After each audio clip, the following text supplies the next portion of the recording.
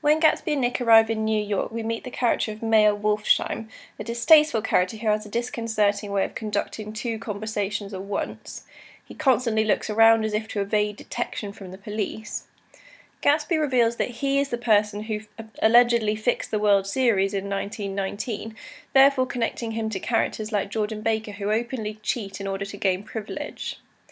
His preoccupation with Gatsby's Oxford education is another indicator of the premium given to Anglican values among the wealthy classes. He's shown to represent the cutthroat, impersonal world of big business, where the players eat each other alive. Nick is understandably disconcerted by him, and his connection to Gatsby makes us question his ethics. Nick's perception of Mayor Wolfsheim is markedly different from the view held by Gatsby. In the narrative, Wolfsheim's reconstruction of the death of Rosie Rosenthal follows Gatsby's account of his own history and precedes Jordan's recollection of his relationship with Daisy.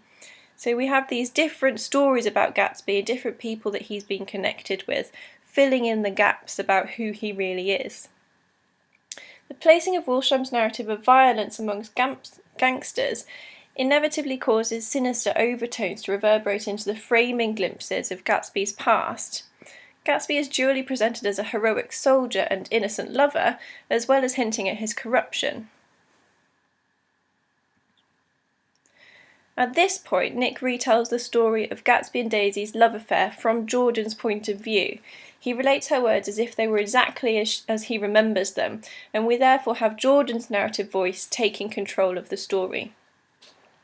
Think about whether this affects the reliability of Nick's narrative style. Can Jordan be trusted to tell the truth? Do we feel comfortable hearing the story from her perspective? Or does it make it more reliable having a different point of view from Nick's? Nick obviously wasn't there when Gatsby and Daisy met, but Jordan was. She was a bridesmaid, so perhaps she can give us a more reliable account of the story.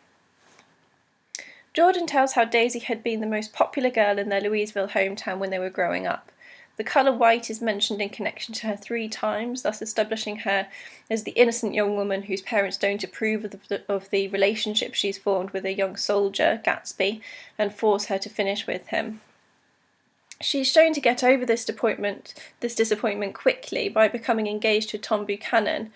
Jordan, her bridesmaid, tells of how she discovered Daisy drunk on her bed on the day of her wedding breakfast, clutching a letter in her hand from Gatsby and crying uncontrollably.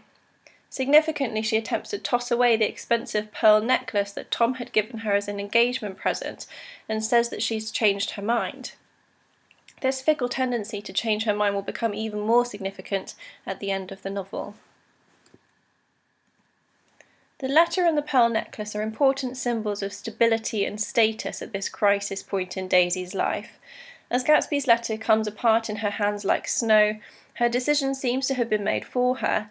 Gatsby's love is perceived as transient and unstable, whereas Tom's version of love represents rock-solid permanence by virtue of its immutable wealth.